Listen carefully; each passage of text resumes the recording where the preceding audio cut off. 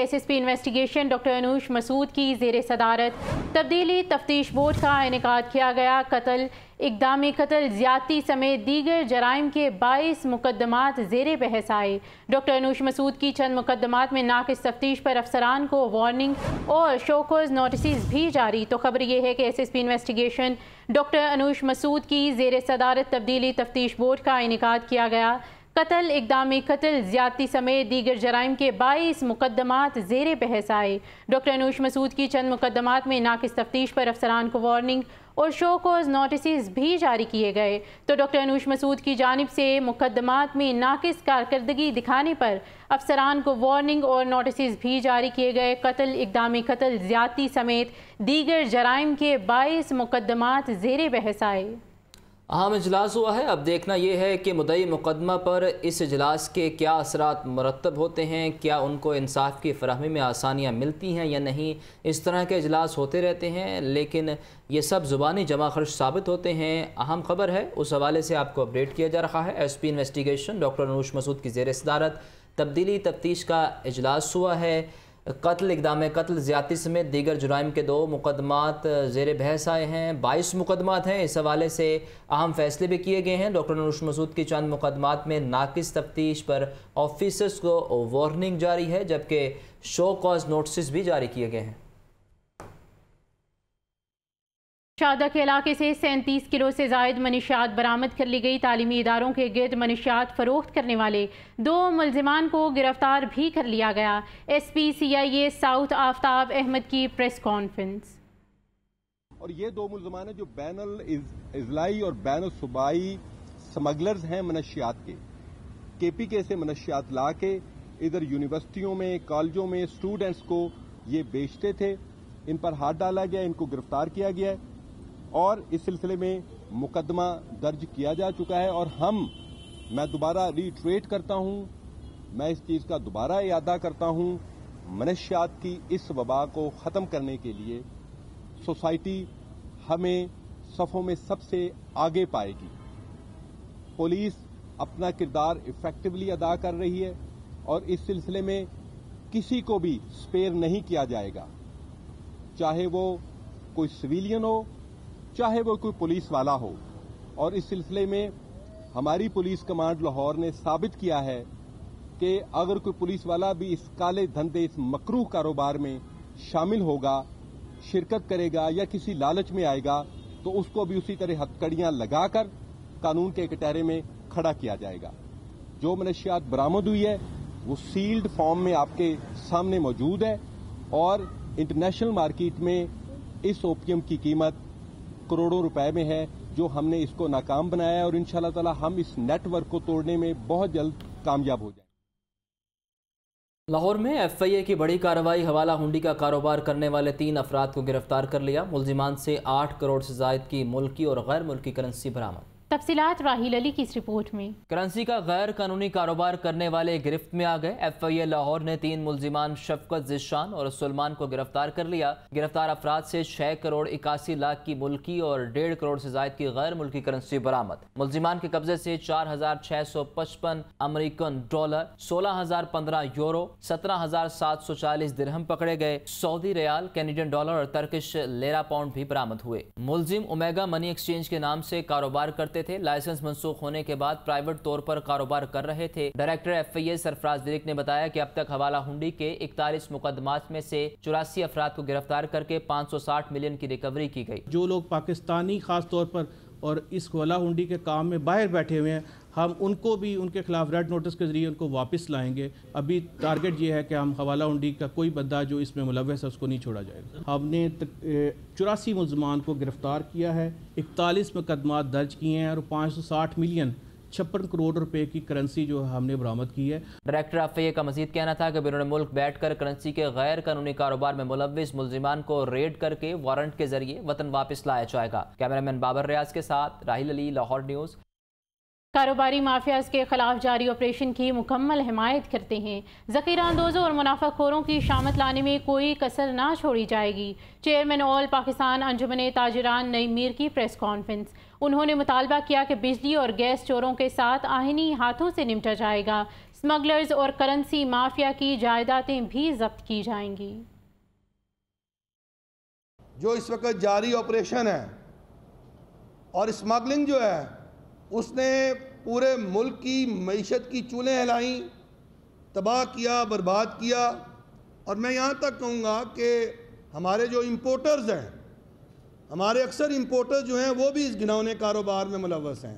اب تو جو امپورٹرز ہیں ان کا جو یہ امپورٹر جسے کہا جاتا ہے، اسمگلرز کا ایک مہذب نام امپورٹر کہلاتا ہے۔ امپورٹر جو ہے وہ انڈر انوائس کرتا ہے اور ایکسپورٹر اوور انوائس کرتا ہے، اور دونوں ہی چوری کرتے ہیں۔ بجلی چوری کے خلاف اور مفت بجلی کے یونٹس جو استعمال کرتے ہیں ان کو ختم کرنے کے حوالے سے سوچ پچار ہو رہی ہے، چوروں کے خلاف ایکشن ہو رہا ہے۔ تو ہم ریاست سے مطالبہ کرتے ہیں کہ جس طرح ناجائز منافع خوروں کے خلاف آپ نے ایک زبردست آپریشن شروع کیا ہے، ذخیرہ اندوزوں کے خلاف کیا ہے، قانونی طور پر جو ناجائز منافع خوری کر رہے ہیں، یہ آئی پی پیز، ان کے منافع جو ہیں وہ قانونی اعتبار سے ناجائز ہیں۔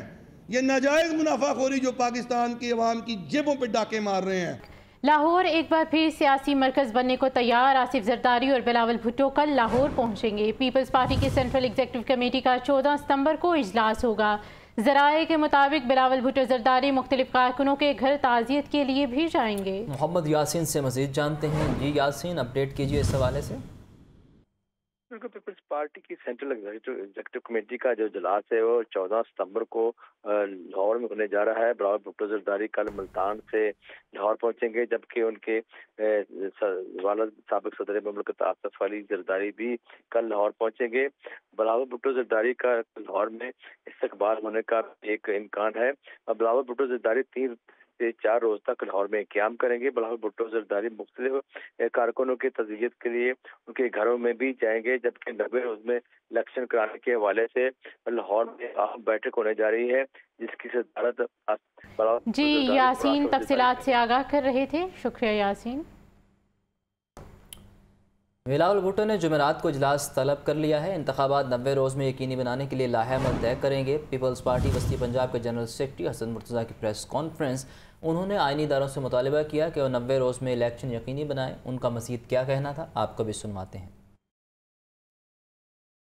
جمعرات کو چیئرمین بلاول بھٹو زرداری صاحب ایک اہم سینٹرل ایگزیکٹو کمیٹی کا اجلاس جو ہے وہ انہوں نے طلب کیا ہے، اور اس میں وہ اپنے آنے والے انتخابات کے حوالے سے لاہے عمل ترتیب دیں گے۔ آئینی عہدوں سے ہمارا مطالبہ ہے کہ وہ اپنی آئینی ذمہ داری پورے کرتے ہوئے 90 دنوں کے اندر انتخابات کروائیں۔ ہماری اس حکومت کے اندر کافی مہنگائی بھی ہوئی، کافی لوگوں کا جو ہے وہ مشکلات میں اضافہ بھی ہوا، لیکن پاکستان پیپلز پارٹی یہ کہتی ہے کہ جس کی جو ذمہ داری ہے اس کا تعین بھی ہونا چاہیے۔ ڈالر کنٹرول میں کیوں نہیں رہا؟ اسحاق ڈار صاحب، آپ کو یہ بتانا ہوگا، آپ کو یہ جواب دینا ہوگا۔ کمشنر لاہور محمد علی رندھاوا کی زیر صدارت ایم سی ایل کی ہفتہ وار کارکردگی بارے اجلاس منعقد ہوا۔ ایم سی ایل کی ملکیت تمام پراپرٹیز کو جیٹنگ کرنے کی ڈیڈ لائن بھی دے دی گئی۔ متعلقہ افسران نے اپنی اپنی کارکردگی بارے بریفنگ بھی دی۔ عام اجلاس اس حوالے سے آپ کو بتا رہے ہیں، کمشنر لاہور محمد علی رندھاوا کی زیر صدارت ایم سی ایل کے ہفتہ وار کارکردگی بارے اجلاس۔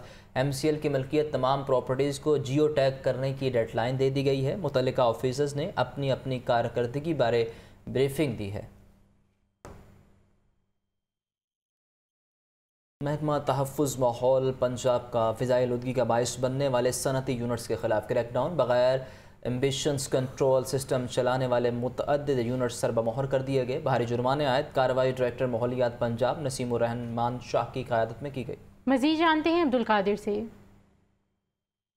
آج بالکل سموک سیزن کی آمد ہے۔ ماہ ستمبر کے آخری ہفتوں میں سموک جو ہے وہ شہر لاہور پر عیاں ہونا شروع ہو جاتی ہے، واضح ہونا شروع ہو جاتی ہے، اور یہی وجہ ہے کہ پری سموک جو ہے وہ کارروائیاں کی جا رہی ہیں محکمہ تحفظ ماحول پنجاب کی جانب سے، اور آج بھی شہر کے صنعتی علاقوں میں مختلف یونٹس کا جو ہے وزٹ کیا جا رہا ہے۔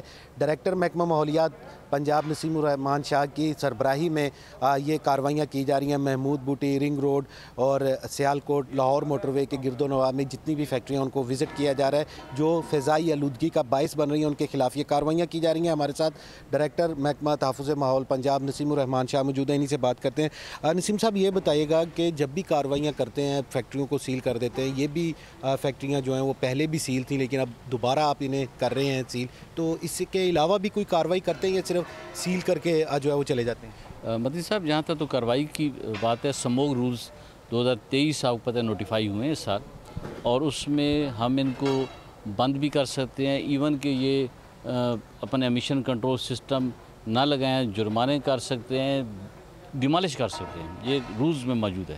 لیکن ہم کسی بھی کاروبار کو بند کرنے کے لیے تیار نہیں ہیں۔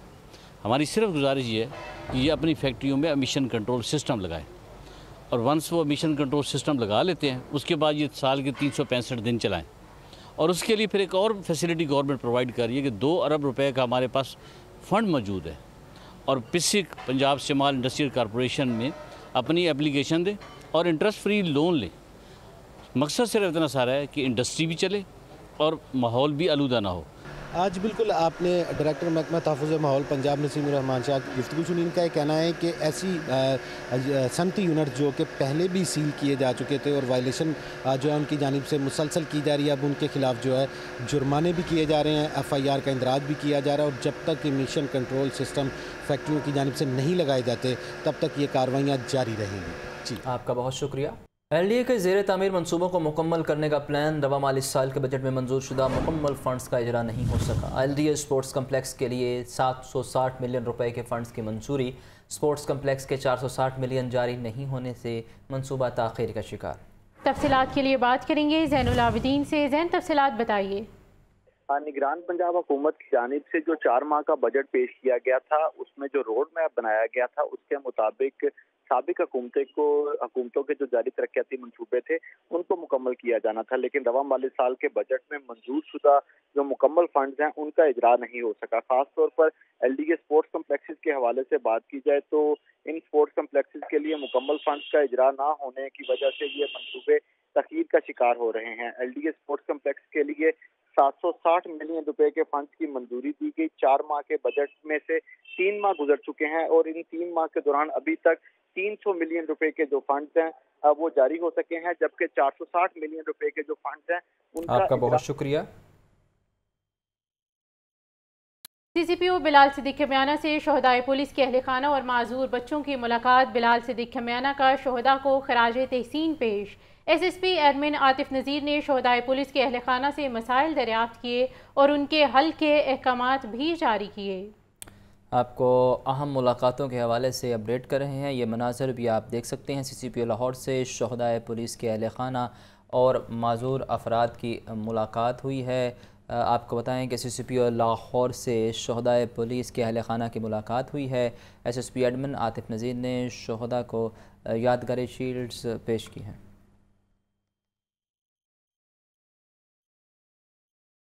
خبروں کے سلسلے کو آگے بڑھائیں اور آپ کو بتائیں کہ DGPH محمد طاہر وٹو کی زیر صدارت اجلاس ہوا ہے۔ ڈینگی کی روک تھام کے لیے تمام باغات اور جھیلوں میں مچھر کش مچھلیاں چھوڑنے کا فیصلہ۔ شہر کی گرین بیلٹس پر نئے ڈیزائن کے فلاور بیڈ لگانے کی بھی ہدایات جاری کی ہے۔ اہم اجلاس کے حوالے سے آپ کو اپڈیٹ کر رہے ہیں۔ باغوں کی جھیلوں میں مچھر کش مچھلیاں چھوڑنے کا فیصلہ کیا گیا ہے۔ DGPH محمد طاہر وٹو کی زیر صدارت اجلاس ہوا ہے۔ ڈینگی کی روک تھام کے لیے تمام باغات کی جھیلوں میں مچھر کش مچھلیاں چھوڑنے کا فیصلہ۔ شہر کی گرین بیلٹس پر نئے ڈیزائن کے فلاور بیڈ لگانے کی ہدایات بھی جاری کی ہیں۔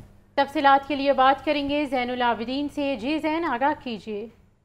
پنجاب حکومت کی جانب سے پارکس اینڈ ہارٹیکلچر اتھارٹیز کو یہ احکامات جاری کیے گئے ہیں کہ خاص طور پر جو پارکس ہیں اور جہاں پر فوارے اور جھیلیں موجود ہیں وہاں پر انسداد ڈینگی کے لیے کارروائیوں کو تیز کیا جائے۔ تو اسی تناظر میں DGPH لاہور محمد طاہر وٹو کی زیر صدارت تمام ڈائریکٹرز ہارٹیکلچر کا اہم اجلاس ہوا۔ اجلاس پہ ڈینگی کی روک تھام کے لیے تمام باغات کی جھیلوں میں مچھر کش مچھلیاں چھوڑنے کا فیصلہ کیا گیا۔ اس کے ساتھ ساتھ اجلاس میں DGPH نے نرسریز کو فعال کرنے اور ونٹر افلاز کی نگہداشت کی ہدایات بھی جاری کی۔ D G P H A نے تمام پارکوں میں ہارٹیکلچر اور انجینئرنگ کے کام کو بہتر بنانے کے احکامات جاری کیے، جبکہ شہر کی خوبصورتی میں اضافے کے لیے گرین بیلٹ پر نئے ڈیزائن کے فلاور بیڈز لگانے کی بھی ہدایات جاری کی۔ آپ کا شکریہ زین۔ لاہور ہائی کورٹ کا شہری سرور تاج کو زہر پینے کی اجازت دینے سے صاف انکار۔ جسٹس راحیل کامران شیخ نے محفوظ فیصلہ سنا دیا۔ عدالت نے درخواست ناقابل سماعت قرار دے کر خارج کر دی۔ تو لاہور ہائی کورٹ کا شہری کو زہر پینے کی اجازت دینے سے انکار۔ جسٹس راحیل کامران شیخ نے محفوظ فیصلہ سنا دیا۔ محمد اشفاق سے مزید جانتے ہیں۔ اشفاق بتائیے۔ پاکستان کی سب سے تکنیکی وجوہات پر اشفاق سے رابطہ منقطع ہوا ہے۔ لاہور ہائی کورٹ کا شہری کو زہر پینے کی اجازت دینے سے انکار۔ جسٹس راحیل کامران شیخ نے محفوظ فیصلہ سنا دیا، جبکہ عدالت نے سرور تاج کی درخواست ناقابل سماعت قرار دے کر خارج کر دی ہے۔ آپ کو بتائیں کہ سرور تاج کی جانب سے درخواست دائر کی گئی تھی کہ اسے زہر پینے کی اجازت دی جائے، کیونکہ حکومت اور آئین اس چیز کی اجازت نہیں دیتا۔ لاہور ہائی کورٹ اسے زہر پینے کی اجازت دے، جبکہ لاہور ہائی کورٹ نے شہری کو زہر پینے کی اجازت دینے سے صاف انکار کر دیا ہے۔